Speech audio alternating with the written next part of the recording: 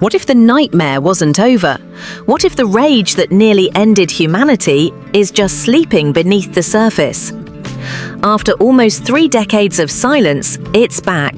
Not just the infected, but the fear, the chaos, the pure rage. 28 years later isn't just a sequel, it's a return to one of the most haunting worlds in horror cinema, a place where survival isn't guaranteed and humanity is tested with every breath. In today's video, we're diving deep into this long-awaited continuation of the cult classics 28 Days Later and 28 Weeks Later.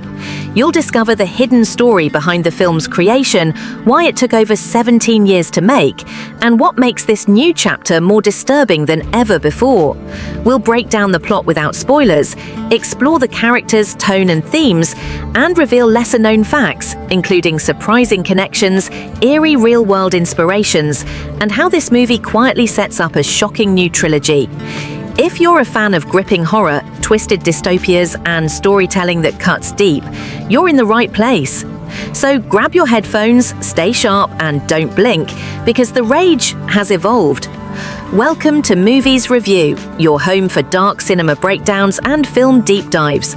Make sure to hit that subscribe button and ring the bell so you never miss a drop of dread. Let's begin. Before we explore the horrors of the present, let's go back to where it all began. In 2002, 28 Days Later shattered every expectation of what a zombie film could be. Directed by Danny Boyle and written by Alex Garland, the film introduced the world to the rage virus, a horrifying pathogen that spread in seconds, turning humans into mindless, violent predators. But this wasn't your typical undead apocalypse. These creatures didn't shuffle, they sprinted. They didn't groan, they screamed. And unlike traditional zombies, they weren't dead. They were infected, alive, and terrifyingly fast. The film was raw, gritty, and filmed on low-budget digital cameras that made it feel disturbingly real. It wasn't just a horror movie, it was a psychological breakdown of society under pressure. Then, in 2007, 28 Weeks Later took the story even further. It showed what came after the outbreak, how governments tried to rebuild, how families were torn apart, and how even the safest zones could crumble in seconds. Together, these two films changed the zombie genre forever. No longer was it about slow decay and wandering corpses, it was about speed, rage, and how thin the line between human and monster truly is. For nearly 2 decades, fans begged for another chapter. Rumors came and went. The cast moved on. But something kept the interest alive. Because this world, bleak, broken, and blood-soaked, still had unfinished business. And now, in 2025, 28 years later, answers that call. And not just with a sequel, but with the return of the legend. What makes 28 Years Later even more thrilling is the force behind it. For years, fans doubted this film would ever exist. But the impossible happened. Danny Boyle and Alex Garland, the original director and writer, returned. These are the very minds that gave birth to the rage virus. And their reunion wasn't just nostalgic, it was deliberate. They wanted to finish what they started and reinvent the terror once again. From the beginning, they made a bold choice. No glossy CGI, no over-polished effects. Instead, the movie was shot using handheld cameras and even mobile phone footage to bring back that raw, uncomfortable realism that made the first film so terrifying.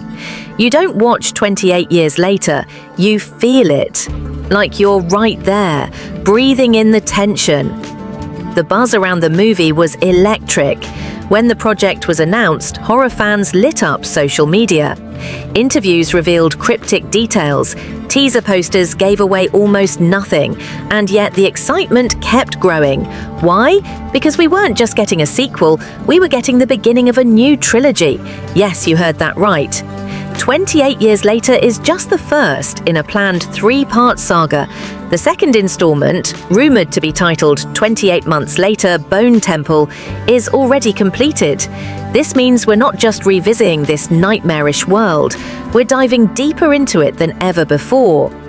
With original creators back at the helm, the vision is clear: to not just continue the story, but to evolve it into something far more haunting. Now, let's talk about the story. Don't worry, no spoilers here. The film takes place exactly 28 years after the initial outbreak of the Rage virus. The world has changed, but it hasn't healed. Most of the planet is still in ruins, but one island remains, quarantined, silent, almost forgotten. It's surrounded by water and connected to the mainland by a single road, long sealed off. This is where our story begins, a place that seems safe until something stirs. We follow a group of characters, each carrying emotional scars. There's a father searching for redemption, a teenage son desperate to understand the past, and a woman with secrets that could change everything. They're drawn together by circumstance, but what they uncover goes beyond infected blood and broken cities.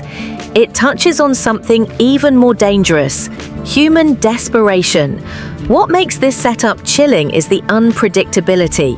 The infected are still out there, faster and more unstable than ever. But now there are new threats: cults, scavengers, survivors who've created their own twisted societies in the ashes of the old world. This isn't just a fight for survival, it's a journey into the unknown. And just like the original films, the story doesn't rely on explosions or flashy action. It builds dread, slowly, quietly, until everything breaks. The power of 28 years later doesn't come from its monsters alone. It's the characters and the haunting choices they make that pull you in. At the heart of the film is Isla, played by the brilliant Jodie Comer. She's not your typical horror protagonist. She's layered, damaged, and dangerously resourceful. Her backstory is hinted at, not spoon-fed. Every look, every silence carries weight. She's the emotional anchor of the film. Opposite her is Jamie, played by Aaron Taylor-Johnson, a man caught between loyalty and survival. His chemistry with Isla adds heart to the cold world they move through. You believe their bond, and that makes every threat feel personal. Then there's Dr. Kelson, portrayed by the legendary Ralph Fiennes. Calm, intelligent, and hiding something, he isn't just a side character, he's a symbol of what humanity has become after decades of collapse. Jack O'Connell also makes a chilling appearance as a self-proclaimed savior, leading a group of survivors with dangerous beliefs. He's magnetic and terrifying, offering order in a world that no longer trusts it. And then there's the child, just 12 years old, quiet, observant, and strangely fearless. He might be the soul of this story, or its undoing. What makes the cast shine is not just the performances, it's how real they feel. They aren't heroes, they're survivors.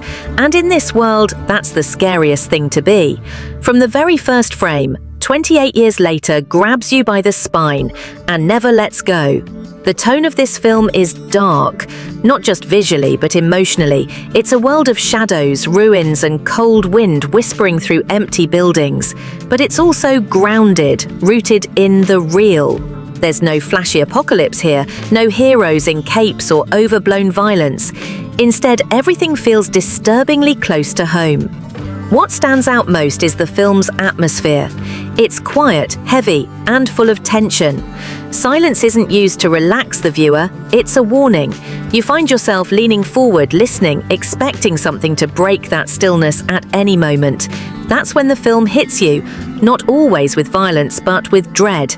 The themes run deep. Survival is central, but not in the typical run and hide sense. It's about mental survival, emotional endurance. What happens to people who've lived in fear for nearly 3 decades? Who do they become? Can they still call themselves human? Grief plays a massive role. Many of the characters are dealing with loss, not just of people, but of identity, of purpose. They are ghosts in a world full of danger, moving forward without knowing why. The film also touches on trust, betrayal, and how trauma passes from one generation to the next. And here's the eerie part. The movie subtly mirrors real-world anxieties, post-pandemic paranoia, government mistrust, isolation. It never preaches, but it reflects. That's what makes it unsettling, not the blood, but the truth beneath it. This balance between horror and humanity is what gives the film weight.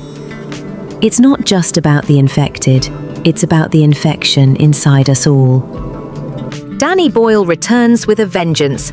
His style hasn't softened, in fact, it's sharper than ever. The pacing is perfectly controlled, there are no wasted moments.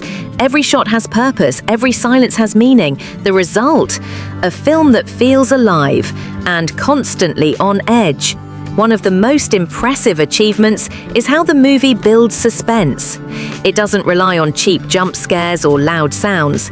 Instead, it uses quiet corridors, flickering lights, and sudden isolation. You don't know when the next moment of horror will strike, and that makes it even worse. Or better, depending on how much fear you can take. Then there's the character development. You actually care about these people. Their pasts are revealed slowly through behavior and reactions, not clunky flashbacks. This allows the viewer to connect, to root for them, to feel their panic when everything collapses around them. Visually, the movie is stunning in the most unsettling way. The use of natural lighting, shadow-heavy interiors, and bleak landscapes gives it a documentary-like feel. It's not stylish, it's raw. That's the point. The sound design is another unsung hero. The distant screams, the quiet breathing, the haunting use of minimal music. It gets under your skin without you even noticing. All of these elements, from acting to atmosphere, come together to create a film that doesn't just entertain. It lingers long after the credits roll. No movie is perfect, and 28 years later is no exception. While the film delivers tension and emotional weight, there are moments where the story feels slightly rushed. Some subplots are introduced with great promise, but don't receive the closure they deserve. A few characters, while interesting, vanish too soon, leaving the viewer wondering what their arcs could have become. Another criticism is the tone. While the dark, slow-burning atmosphere is effective, there are brief moments where the pacing dips too low. These quiet sections help build mood, yes, but they also risk losing the audience's attention, especially those expecting more action or infected chaos. And while the emotional themes are powerful, some viewers might feel the movie holds back. There are moments where you expect a character to break down, to scream, to collapse under the weight of their trauma, but instead, the scene cuts away. The restraint is artistic, but for some, it might feel emotionally distant. There's also the question of originality. While the story expands the universe, some elements feel familiar. Survivors forming cults, government conspiracies, quarantine zones. These are effective, but not new. Still, these criticisms don't ruin the film. They just highlight areas where the potential could have reached even higher. And perhaps that's the point. 28 years later isn't trying to be perfect, it's trying to be real. And in that pursuit, even the flaws feel intentional. So, after all the build-up, does 28 years later live up to the legacy? In many ways, yes, it honors what came before while forging a new path. It's a thoughtful, disturbing, and beautifully made horror film that takes its time and earns your attention. It's less explosive than 28 Weeks Later, but more emotionally grounded, less chaotic than the first, but more mature. It's not trying to scare you every second, it's trying to make you think. The return of Danny Boyle and Alex Garland elevates the story. The performances are powerful, the world feels lived in, broken, and terrifyingly believable. It may not satisfy every type of horror fan, but it delivers something far more rare. A horror film with a soul. And perhaps the most exciting part, this is just the beginning. With 2 more films already planned, 28 years later is not just a sequel, it's a signal. The rage is back, and it's only going to spread. This film is a slow-burning nightmare wrapped in raw emotion. It's not loud, but it echoes. And if you listen closely, It says, "This story isn't over. Now it's your turn. Do you think this was a worthy sequel after all these years? Did 28 years later live up to the legacy of 28 days and 28 weeks? Or did it leave you wanting more? Drop your thoughts in the comments. We want to hear your theories, your favorite moments, or even your predictions for what might come next in the trilogy. Do you trust the survivors? What secrets are still buried in the ruins of this world?